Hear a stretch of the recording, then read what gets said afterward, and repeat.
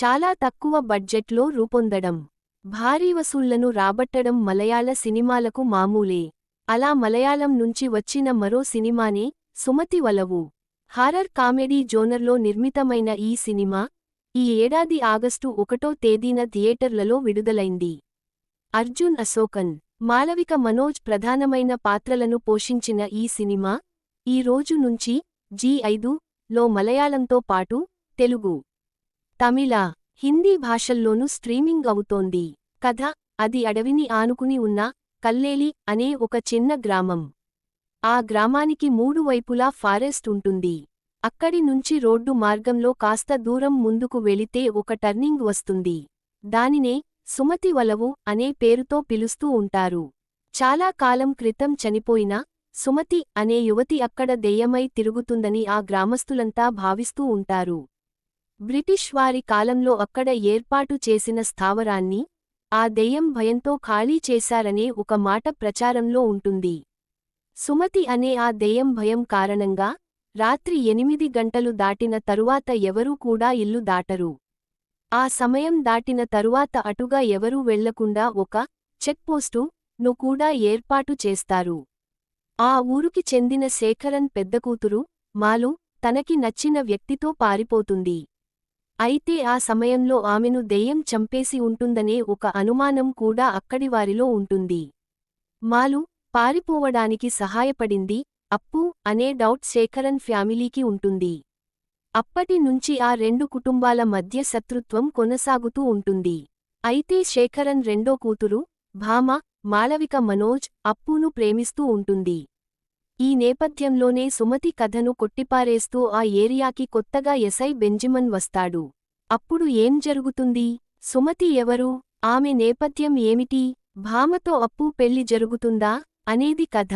విశ్లేషణ: సుమతి వలవు అంటే సుమతి మలుపు అని అర్థం. చాలా ప్రాంతాలలో, రహదారులలో, ఒకే ప్రదేశంలో ప్రమాదాలు జరుగుతూ ఉంటాయి. ఒకే ప్లేస్లో చాలామంది ప్రాణాలను కోల్పోతూ ఉంటారు. దాంతో అక్కడ ఏదో ఉంది అనే ప్రచారం జరుగుతూ ఉంటుంది. అలా కేరళలోని తిరువనంతపురం పరిధిలో ఇదే పేరుతో ఒక రోడ్డు మలుపు ఉంది. అక్కడ వినిపించే కథను ఆధారంగా చేసుకుని నిర్మించిన సినిమా ఇది. సుమతి దెయ్యంగా మారిన కథ. మాలు అనే యువతి ప్రేమించినవాడితో రాత్రివేళలో ఆ మలుపు దాటుకుని వెళ్లిన కథ. ప్రస్తుతం ఆ విలేజ్లో నడిచే అప్పు ప్రేమకథ. ఇలా ఈ మూడు కథలను కలుపుకుంటూ ఈ సినిమా కొనసాగుతుంది. ఒక వైపున హారర్, ఒక వైపున లవ్, మరొక వైపున సస్పెన్స్తో ఈ కంటెంట్ ఇంట్రెస్టింగ్గా నడుస్తూ ఉంటుంది.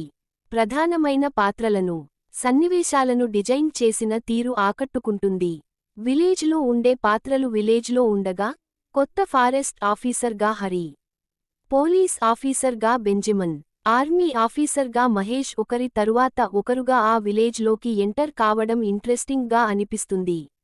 ఒక వైపున ఫారెస్టు ఏరియా, మరోవైపున సుమతి మలుపు, చెక్పోస్టు, విలేజ్కి సంబంధించిన నైట్ ఎఫెక్ట్ సీన్స్ ఈ సినిమాకి హైలైట్గా నిలుస్తాయి. చివరి వరకు మనలో ఆసక్తి ఎంతమాత్రం తగ్గకుండా చేస్తాయి.